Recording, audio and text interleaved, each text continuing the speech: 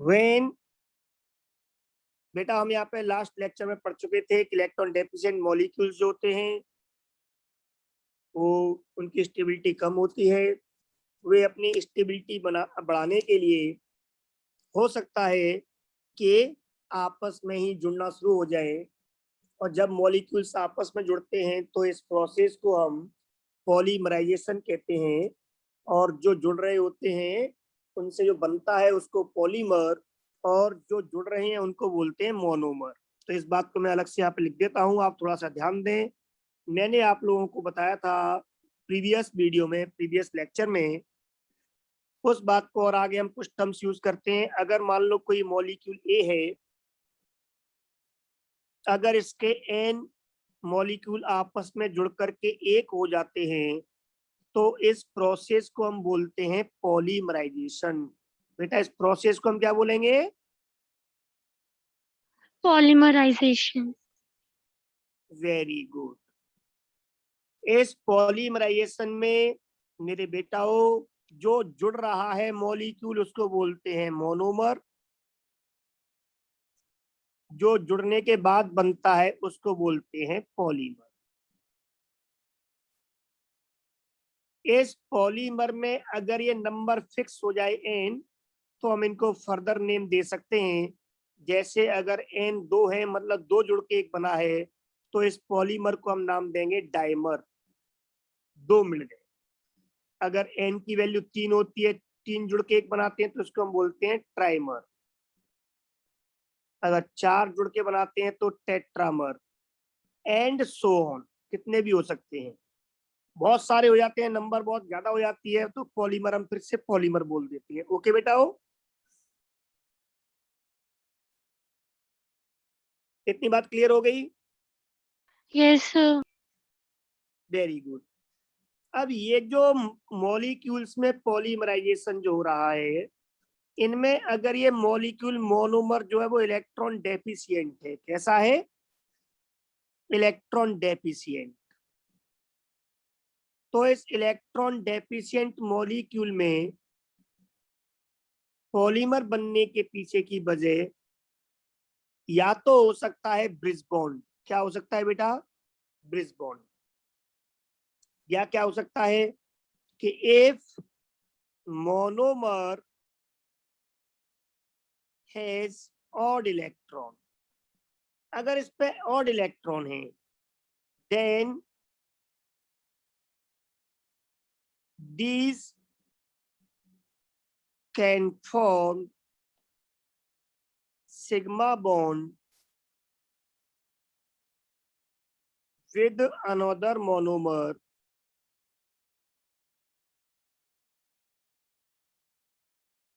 तो ये दूसरे मोनोमर से सिग्मा बॉन्ड बना सकते हैं।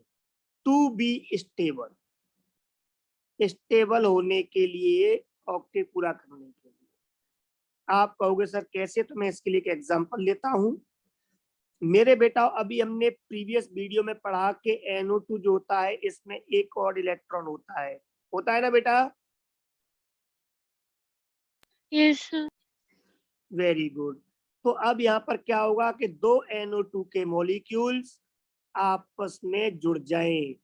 NO2 ऐसे लिख दिया मैंने, NN पास बनाऊंगा, NO2 दोनों का वो एक एक इलेक्ट्रॉन जो और इलेक्ट्रॉन है वो आपस में ओवरलैप करके एक शेयर का बॉन्ड बना सकता है बेटा।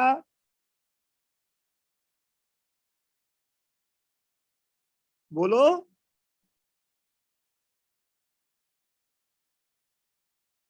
और ऑक्टेट भी पूरा हो जाएगा। ऑड इलेक्ट्रॉन जो होता है ऑर्बिटल में, अगर अनपेयर्ड इलेक्ट्रॉन है, मतलब हाफ फील्ड ऑर्बिटल है, तो वो ओवरलैपिंग करता है ना बेटा।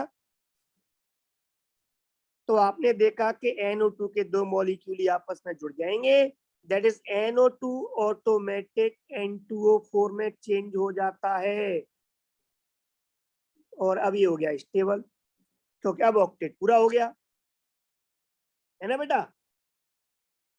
Yes sir.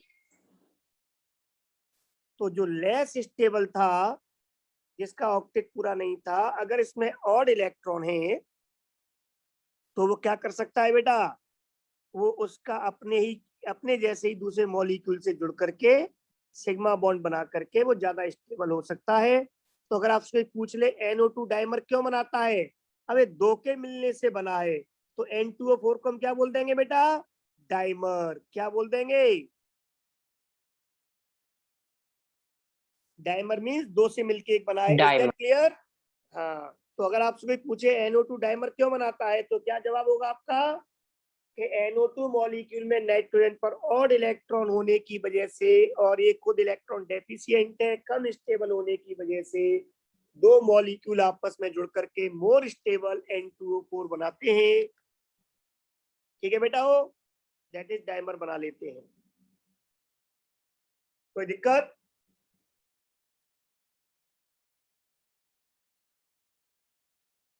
बोलो बेटा, हो Yes, sir. है दिक्कत? No, sir. अभी तो आपने बोला यस सर। सर वो गलती से बोल दिया। चलो कोई बात नहीं बेटा, आगे देखते हैं। तो अब हम बात करते हैं ऐसे इलेक्ट्रॉन डेफिशिएंट मॉलिक्यूल की जिनमें ऑड इलेक्ट्रॉन वाली बात भी नहीं है। अब वो अपने आप को स्टेबल कैसे करें, तो वो अपने आप को स्टेबल करने के लिए ब्रिज बॉन्ड्स बनाते हैं। ये क्या होते हैं, कितने टाइप के होते हैं, इस बात को हम एक सिस्टमेटिक तरीके से लिखते हैं। व्हेन इलेक्ट्रॉन डेफिशिएंट मॉलिक्यूल्स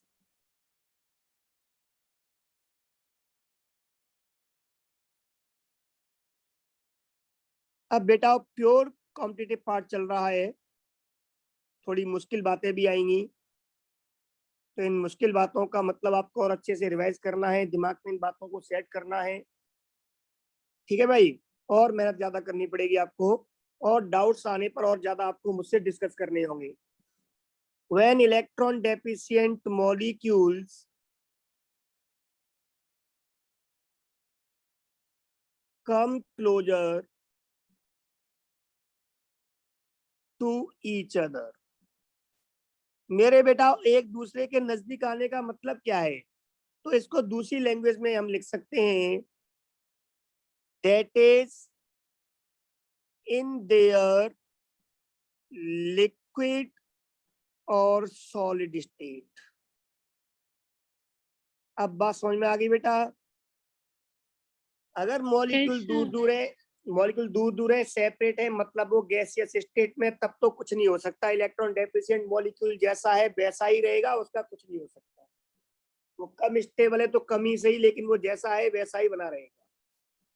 लेकिन अगर ऐसे मॉलिक्यूल लिक्विड स्टेट में या सॉलिड स्टेट में आ जाते हैं, या दूसरी लैंग्वेज में कहें, जब ये मॉलिक्यूल्स को एक दूसरे के पास आने का मौका मिल जाता है, जब ये एक दूसरे के पास आ जाते हैं, उस समय then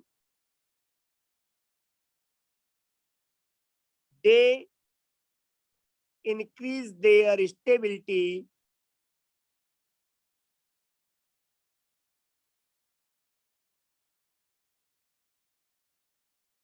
by forming new bonds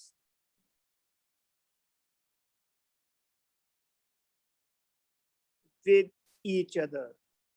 मतलब electron deficient molecule electron deficient से ही मिल रहा है, मतलब आपस में एक जैसे मॉलिक्यूल्स है, with each other, that is same molecules. वो सेम मॉलिक्यूल्स आपस में कुछ नए बॉन्ड बना करके अपनी स्टेबिलिटी को बढ़ाते हैं। These bonds are called bridge bonds. That is दो मॉलिक्यूल के बीच में ब्रिज का काम करने वाले बॉन्ड हैं। These molecules are called bridge bonds. Is that clear बेटा? Yes, sir. ये जो ब्रिज बॉन्ड होते हैं वो अब तक हमने जो पढ़े, नॉर्मल कोवलेंट बॉन्ड जो पढ़े थे हमने, उनसे कम स्टेबल होते हैं, मैं या कहें कि उनसे वीक होते हैं। वीक का मतलब इनकी जो लेंथ होती है, बॉन्ड लेंथ, वो क्या होगी बेटा, ज्यादा होगी, मतलब एटम्स दूर दूर होंगे। ठीक है बेटा? Yes, sir. तो these bonds are generally longer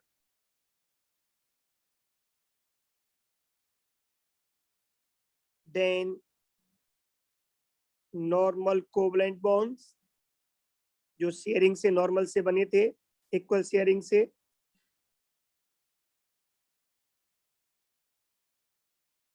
तो उससे लंबे होते हैं, मतलब उससे वीक होते हैं।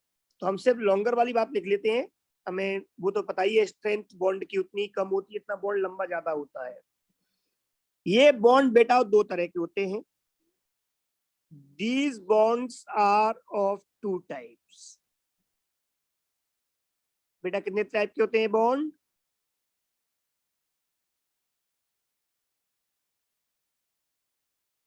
एक बॉन्ड होता है जिसको हम बोलते हैं 2E3C बॉन्ड। क्या बोलते हैं बेटा इसको?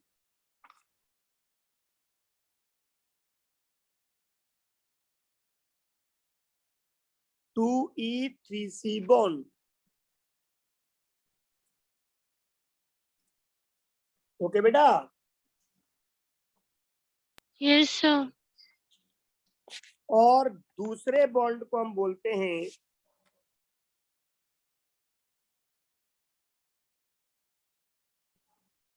4E3C bond. क्या बोलते हैं? 4E3C bond. वेरी गुड बेटा। तो यहाँ ध्यान देना, कुल मिलाकर के ये है कि यहाँ पर हम कहना क्या चाह रहे हैं वो समझो। अगर दो इलेक्ट्रॉन तीन सेंटर के बीच इन्वॉल्व होते हैं, तीन सेंटर को आपस में अट्रैक्ट करने का काम करते हैं, जोड़े रखने का काम करते हैं, तो ऐसे बॉन्ड को हम 2E3C बॉन्ड बोलते हैं। ओके बेटा। और अगर Yes. चार इलेक्ट्रॉन तीन सेंटर्स को अट्रैक्ट रखते हैं, जोड़ के रखने का काम करते हैं, तो उसे 4E3C बॉन्ड बोलते हैं। यहां पर आपको स्पेशली याद रखना है कि अगर मेरे बेटा हम बात करें 2E3C बॉन्ड्स की, तो ये बॉन्ड मिलते हैं हमें हाइड्राइड्स में। किसमें मिलते हैं? Hydrate. These are found in electron deficient hydrides. Electron deficient hydride means hydrogen के वो कंपाउंड जिनमें सेंट्रल एटम का ऑक्टेट पूरा नहीं होता, इलेक्ट्रॉन 8 से कम होते हैं। और 4E3C बॉन्ड किनमें होते हैं? जिनमें AXN टाइप के। हमारा मतलब यहाँ पे यह है बेटा कि ये जो एटम है सराउंडिंग एटम, ये surrounding atom has at least one lone pair. Surrounding atom पे कम से कम एक लोन पेयर हो। ओके बेटा। Yes. एन तो नंबर है, कितने भी हो सकते हैं, 2 3 4 5। और सेंट्रल एटम जो है it has at least one empty orbital. इस पे क्या होना चाहिए? कम से कम एक खाली ऑर्बिटल। अगर इस टाइप का कोई इलेक्ट्रॉन डेफिशिएंट मॉलिक्यूल है, ये भी होना चाहिए लेकिन इलेक्ट्रॉन डेफिशिएंट, तो ऐसे मॉलिक्यूल जब एक दूसरे के पास आते हैं तो वे जो बॉन्ड बनाते हैं ब्रिज बॉन्ड, वो होते हैं 4E3C टाइप के, that is 4 electron 3 centre bond. और अगर आपका हाइड्राइड्स की बात करें हम इलेक्ट्रॉन डेफिशिएंट की, तो ये बनाते हैं आपके 2E3C bond, that is 2 electron 3 centre bond. लेकिन कंबाइंडली हम इन दोनों बॉन्ड्स को ट्राइसेंट्रिक बॉन्ड्स बोल सकते हैं, क्योंकि 3 सेंटर्स के बीच में है। कंबाइंडली क्या बोल सकते हैं इनको हम बेटा? ट्राइसेंट्रिक बॉन्ड्स। अब जैसे जैसे टॉपिक आगे बढ़ेगा ये टिपिकल होता जाएगा, आप इन चीजों को ध्यान रखोगे। अब हम इनकी डिटेल्ड स्टडी करते हैं ब्रिज बॉन्ड्स में। पहले 2E3C बॉन्ड की, उसके बाद में बात करेंगे 4E3C बॉन्ड की। इज दैट क्लियर बेटा? Yes. Yes. तो इस पार्ट को हम इरेज कर दें। Yes. Very good. देखो ध्यान से,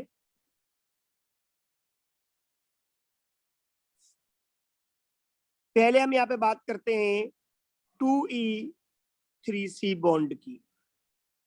इस 2E3C बॉन्ड को हम यहाँ पे एक और नाम दे रहे हैं। इस एक और नाम को आप ध्यान से देखना, मैं इसको बोल के ही बताऊंगा। इस तरह से एक रोमन लेटर होता है जिसको हम बोलते हैं टो। क्या बोलते हैं बेटा? TAU, टो सिंबल होता है इसका। हल्का सा इसको कर्व में रखना ऊपर टी वाले पार्ट को, ये होता है टो। ओके बेटा? हाँ, तो ये टो बॉन्ड है, इसको ताऊ मत बोलना। ओके? Yes, sir. चलो अब ये बॉन्ड बनाते हैं, इसको एक एग्जांपल से समझते हैं। ये जो टो बॉन्ड है ये कैसे बनता है आप ध्यान देना। मैं यहाँ पर एग्जांपल ले रहा हूं BH3। अगर BH3 बेटा गैस स्टेट में है तो इस बोरॉन के आउटर मोस्ट में 3 इलेक्ट्रॉन थे, तीनों ने 3 हाइड्रोजन से कोवलेंट बॉन्ड बनाया और इस तरह से मॉलिक्यूल बन गया। इस मॉलिक्यूल पर हाइब्रिडाइजेशन होगा इसके बोरॉन पर sp2, क्योंकि 3 सिग्मा है, लॉन पेयर कोई है नहीं, और उस केस में इसकी ज्योमेट्री होगी ट्राइगोनल प्लेनर, जैसा हम पढ़ चुके हैं sp2 में होती है। यहाँ पे जो बॉन्ड एंगल्स होंगे वो आपके 120 डिग्री के होंगे। कोई प्रॉब्लम है बेटा? No sir. इस बोरॉन के बैलेंस सेल में कितने इलेक्ट्रॉन्स हैं?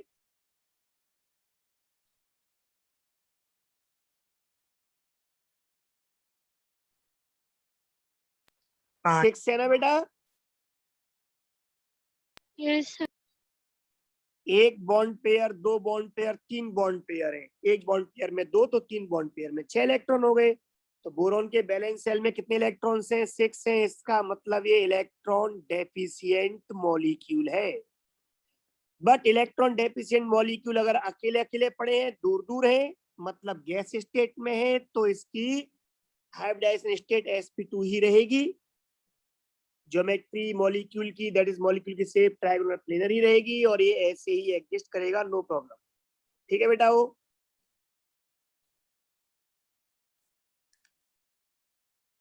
कोई प्रॉब्लम? No, sir. लेकिन बेटा वो जैसे ही ये B2H6 को अगर मैं चेंज करता हूं सॉलिड स्टेट में, किस में चेंज करता हूं? Solid state. सॉलिड का मतलब BH3 के बहुत सारे मॉलिक्यूल्स पास पास आना शुरू हो जाएंगे, पास पास आ चुके होंगे। एम आई राइट? Yes, sir. तो मेरे बेटा ये मैं लिख रहा हूं बोरॉन का एक मॉलिक्यूल, ये लिख रहा हूं मैं बोरॉन का दूसरा मॉलिक्यूल, ये आ गए एक दूसरे के पास पास। जैसे ही पास पास आएंगे, ये वाले बॉन्ड के जो 2 इलेक्ट्रॉन हैं जिसको हम बॉन्ड पेयर कह रहे हैं, ये इलेक्ट्रॉन यहाँ आ जाएं अगर इस हाइड्रोजन और बोरॉन के बीच में, तो कुछ देर के लिए ही सही इस पहले वाले बोरॉन पर बेटा 4 बॉन्ड बन जाएंगे। Yes, sir. 8 इलेक्ट्रॉन हो जाएंगे। Yes, sir. Very good. लेकिन इसके इलेक्ट्रॉन दूसरे वाले के तो 4 ही रह जाएंगे फिर इलेक्ट्रॉन बैलेंस। तो ये क्या करेगा? ये फिर अपने इलेक्ट्रॉन को वापस अपनी ओर खींच लेगा, है ना? अब ऐसे ही दूसरा वाला जो हाइड्रोजन और बोरॉन के बीच का जो बॉन्ड पेयर है पहले मॉलिक्यूल में, ये वाला, ये अगर इस दूसरे वाले के बीच में आ जाए यहाँ पर, तो कुछ देर के लिए सही यहाँ पर भी 8 इलेक्ट्रॉन हो जाएंगे, है ना बेटा? Yes, sir. और लेकिन पहले वाला बोरॉन का कम हो जाएंगे तो ये वापस अपने इलेक्ट्रॉन खींच लेगा।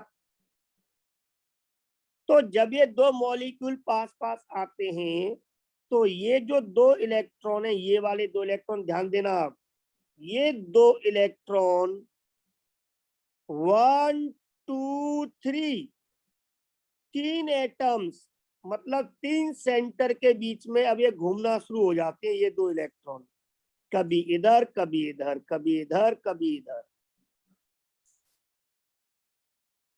बात समझ में आ गई? Yes, sir. इसी तरह से ये वाले दो इलेक्ट्रॉन बॉन्ड पेयर के वो 1 2 3 इन 3 सेंटर के बीच में घूमना शुरू हो जाते हैं, कभी इधर कभी इधर। ठीक है बेटा? हो Yes, sir. हम ये कह सकते हैं इस तरह से बोरॉन की सॉलिड स्टेट में BH3 के दो मॉलिक्यूल आपस में जुड़ जाते हैं। इसका फॉर्मूला बन जाता है B2H6। तो BH3 सॉलिड का मतलब होता है B2H6। इसको हम बोरॉन हाइड्राइड बोलेंगे, बट अब इसका नाम हो जाता है डाइबोरेन। ये एक डाइमर हो गया, है ना बेटा? क्या हो गया ये? Dimer. डाइमर किसका? बोरॉन हाइड्राइड का। कब? जब सॉलिड स्टेट में आया तब। अब ये जो दोनों बॉन्ड हैं, अब ये बॉन्ड कैसे नजर आते हैं वो ध्यान दो। इन बॉन्ड्स में हमने इन दोनों बोरॉन पर जो रियल कोवलेंट बॉन्ड से अभी भी बने हुए हैं, ये H, ये नॉर्मल कोवलेंट बॉन्ड से है। इन बॉन्ड्स को हम लोग टर्मिनल बॉन्ड्स बोल देते हैं। क्या बोल देते हैं इन बॉन्ड्स को हम? Terminal bond. जो काम नहीं आ रहे हैं जोड़ने में दोनों मॉलिक्यूल्स को, ये सब टर्मिनल बॉन्ड है। ये वाला भी, ये वाला भी, ये वाला भी, ये वाला भी, चारों। और इसके बाद में जो दो हाइड्रोजन थे, इन दो हाइड्रोजन के बीच में इलेक्ट्रॉन के पेयर घूमते हैं। कहां से कहां तक? ऐसे। ओके बेटा? ये जो मैंने बनाया है Yes, ये sir. क्या? हाँ, ये क्या बता रहा है कि दो इलेक्ट्रॉन बोरॉन हाइड्रोजन बोरॉन के बीच में घूम रहे हैं, 3 सेंटर के बीच में घूम रहे हैं। ऐसे आप इधर भी बना सकते हो। कुछ खुरापाती लोगों ने इसीलिए इस बॉन्ड को, ये जो बने हैं, ये मेरे अपने अकॉर्डिंग इस बॉन्ड को आप लोग बनाना चाहें तो आप कैसे बना सकते हो ये भी बताऊंगा अभी आपको। लेकिन इन बॉन्ड्स को मैं तो बोलूंगा 2E3C बॉन्ड इन दोनों को, या टो बॉन्ड, बट कुछ खुरापाती लोगों ने इनको नाम दे दिया बनाना बॉन्ड। क्या नाम दे दिया? Banana bond. क्योंकि इसकी जो शेप बनाना जैसी बनी है, उन्होंने बोल दिया बनाना बॉन्ड। अब इस बनाना बॉन्ड में यहाँ पर मैं किसी भी टाइम पर एक बोरॉन पर अब 4 बॉन्ड मान सकता हूं। कितने बॉन्ड मान सकता हूं बेटा?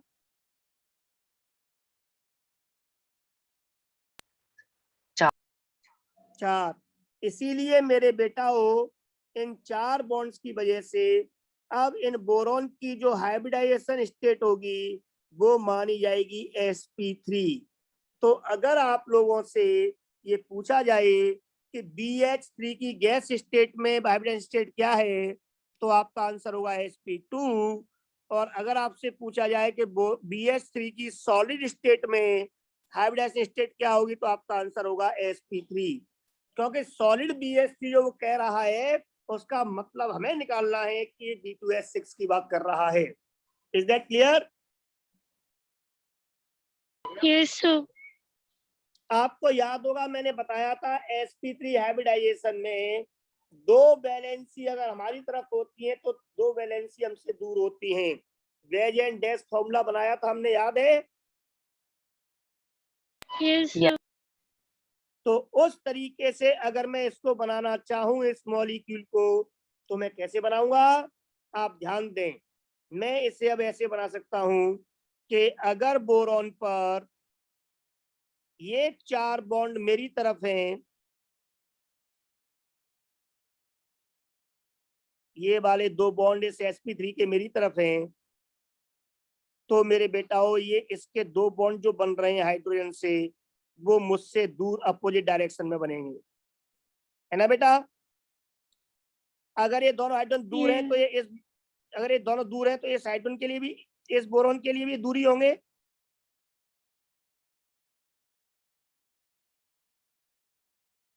ओके बेटा, Yes, sir. मैं थोड़ा अच्छे से बनाता हूं। ये H, ये H, अगर ये दूर है तो ये ऐसे बना देंगे हम इसको।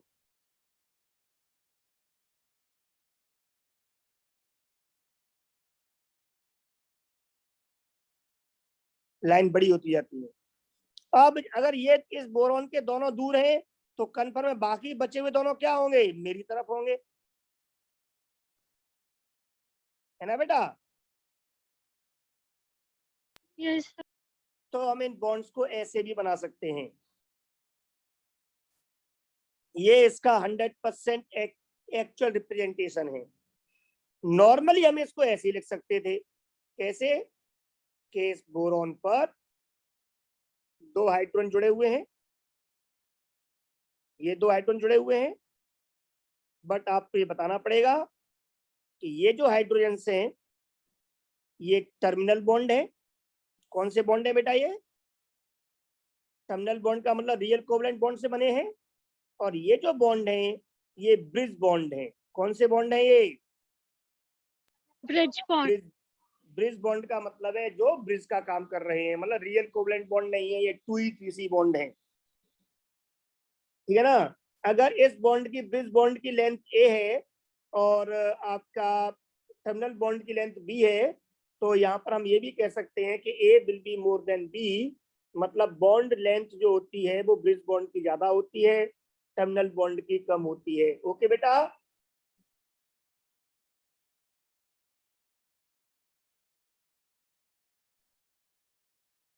बोलो बेटा, बात समझ में आ रही है। Yes, sir. Very good. तो इस तरह से ये हमारे सामने ब्रिज बॉन्ड्स बन गए।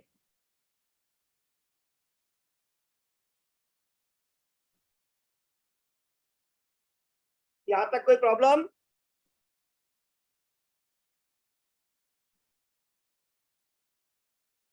बोलो बेटा हो।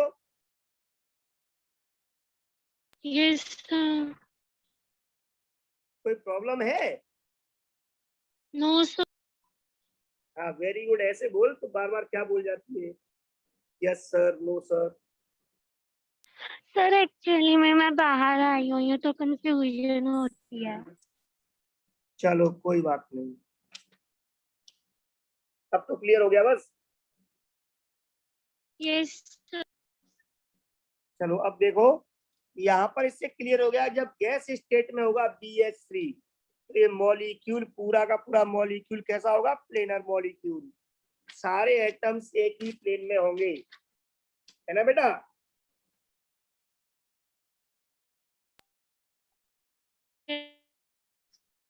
और जब ये आ जाएगा किसके फॉर्म में, सॉलिड फॉर्म में, मतलब जब ये B2H6 बन जाएगा, तो अब इसमें सारे एटम्स जो हैं वो एक ही प्लेन में नहीं होंगे। आपको साफ दिख रहा है, बीच वाले मैंने जो ब्रिज वाले बनाए हैं वो अपोजिट डायरेक्शन में जा रहे हैं, बाकी जो ऊपर वाले हैं वो मेरी तरफ आ रहे हैं, अलग अलग प्लेन में है।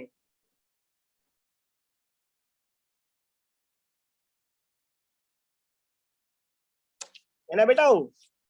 अब यहाँ पर कुछ डेटा है जो आपको याद करना है, वो अब आपको डेटा बता रहा हूँ, वो आपको थोड़ा सा यहाँ पे याद रखना पड़ेगा। मेरे साथ साथ मैं यहाँ पे लिख रहा हूँ अलग पेन से। वो ये है कि इनकी आपको जो बॉन्ड लेंथ है ए और बी की, ये भी आपको थोड़ी याद करनी पड़ेगी, क्योंकि आपके एनसीईआरटी की हैं, तो ये आपको याद करनी पड़ेगी। जो ब्रिज बॉन्ड है उसकी लेंथ होती है इस डाइबोरेन में 134 पिकोमीटर, और टर्मिनल बॉन्ड की होती है 119 पिकोमीटर। ये डेटा आपको याद करना पड़ेगा। हर मॉलिक्यूल में याद नहीं करना पड़ता, पर ये मॉलिक्यूल आपके सिलेबस में है एनसीईआरटी में, इसलिए याद करना पड़ेगा। और हर मॉलिक्यूल्स के लिए आपको कंसेप्ट याद करना है कि ब्रिज बॉन्ड हमेशा ही टर्मिनल बॉन्ड से ज्यादा लंबा होता है। ओके बेटा,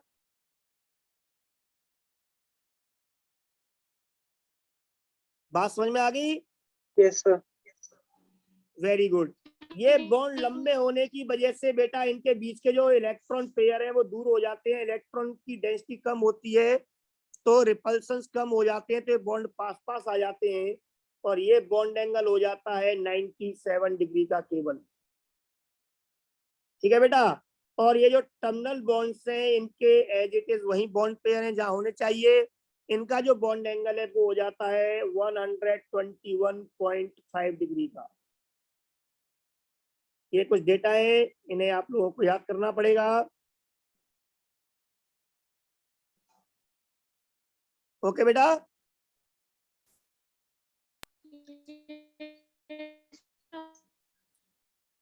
हाँ तो इन्हें स्पेशली याद रखना कि ये डाइबोरेन का एक सिंपल स्ट्रक्चर है, ये इसका वेज एंड डैश फॉर्मूला है, वेज एंड डैश स्ट्रक्चर है, ये सिंपल स्ट्रक्चर है। बाकी ये दोनों मैंने बताए हैं बॉन्ड बनने का तरीका। तो अगर आपसे पूछे कि BH3 गैस में क्या होगा और BH3 सॉलिड में क्या होगा, तो सॉलिड में BH3 जो है वो नॉन प्लेनर मॉलिक्यूल है, मतलब सारे एटम्स एक ही प्लेन में नहीं होते, जबकि BH3 गैस स्टेट में एक प्लेनर मॉलिक्यूल है, दैट इज सारे एटम्स एक ही प्लेन में होते हैं। और बॉन्ड एंगल्स भी आपको याद रखने पड़ेंगे। इज दैट क्लियर बेटा? Yes sir. Very good. तो इस तरह से हमने देखा 2E3C बॉन्ड या टॉ बॉन्ड या इसको बनाना बॉन्ड कहते हैं, ये हाइड्राइड्स में होता है। मैं अब इसमें एक और हाइड्राइड लेके चल रहा हूं जो आपके सिलेबस का है, वो पार्ट भी आपको याद करना पड़ेगा। तो आगे मैं एग्जांपल ले रहा हूं और आज हम लास्ट केवल यही बॉन्ड पढ़ेंगे आपका 2E3C। बाकी 4E3C बॉन्ड्स और अदर मॉलिक्यूल जो आपस में डाइमर बनाते हैं उनकी बातें हम नेक्स्ट लेक्चर में पढ़ेंगे।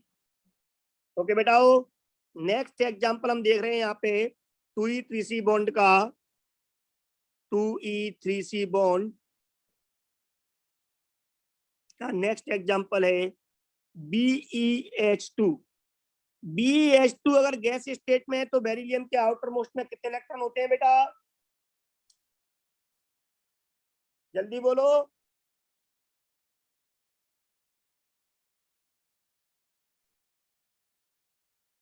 बेरिलियम के आउटर मोस्ट में 2 इलेक्ट्रॉन होते हैं ना बेटा?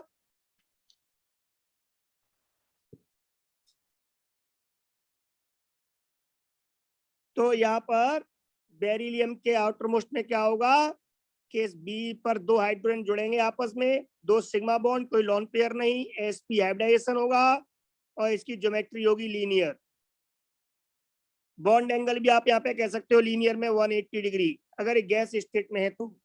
लेकिन ये इस बेरिलियम के आउटर मोस्ट में हम देखें तो 2 बॉन्ड पेयर मतलब 4 इलेक्ट्रॉन है, तो बैलेंस इलेक्ट्रॉन्स इसमें 4 हैं, ये भी इलेक्ट्रॉन डेफिशिएंट है। अगर इसको मौका मिल जाए कि ये सॉलिड में आ जाए BeH2 सॉलिड, तो इसके मेरे बेटाओ बहुत सारे मॉलिक्यूल्स आपस में जुड़ते चले जाते हैं, इसलिए होल n। अब n है वो फिक्स नहीं है, n is a very large number. ये इसकी सॉलिड स्टेट है और इसलिए हम इसको केवल पॉलीमर बोल देते हैं, BeH2 बेरिलियम हाइड्राइड का पॉलीमर। ओके बेटाओ, is that clear? Yes sir, yes अब सर। इसमें वेरी गुड, अब इसमें होता क्या है 1 मिनट में समझ लो, फिर हम बात खत्म करते हैं 2E3C बॉन्ड की इस लेक्चर की। BeH ये लीनियर जब इस BeH के पास आता है, सॉलिड स्टेट में जब एक दूसरे के पास आते हैं and so on dot dot dot, तो क्या होता है बेटाओ कि ये इलेक्ट्रॉन्स इधर आके शिफ्ट होते हैं, बॉन्ड बना करके 4 पूरे करने की कोशिश करते हैं, बॉन्ड 4 मतलब 8 इलेक्ट्रॉन, ये वाले इसकी कोशिश करते हैं ये और आगे वाले मॉलिक्यूल की कोशिश करता है, इसको इसके पीछे वाले मॉलिक्यूल से इलेक्ट्रॉन मिलने की कोशिश करते हैं, और इस तरह से बहुत सारे मॉलिक्यूल्स आपस में जुड़ते चले जाते हैं। पर ये जो दो इलेक्ट्रॉन हैं बी और एच के बीच के, ये बॉन्ड पेयर के ये इलेक्ट्रॉन 1, 2 और 3 इन एटम्स के बीच में घूमना शुरू हो जाएंगे, इस वाले के अगले के साथ, इस वाले के ये यहाँ पर 1, 2, 3 के साथ। ठीक है बेटा हो, इसलिए ये भी आपके क्या है, 3 सेंटर बॉन्ड है, पर 2 पेयर घूम रहे हैं। अब यहाँ पे क्या होगा, बेरिलियम के बहुत सारे मॉलिक्यूल आपस में जुड़ते चले जाते हैं, और ये H आपके अब आ जाएंगे बीच में, जो बनाएंगे बनाना बॉन्ड ऐसे, ये इसके साथ। ओके बेटा हो, यस ये सर। ये आगे बना रहे होंगे, इसके आगे कोई और होगा एटम, उससे बना रहे होंगे। इस तरह से होल एंड मींस बहुत सारे मॉलिक्यूल आपस में जुड़ जाते हैं। Any problem? No sir. Very good.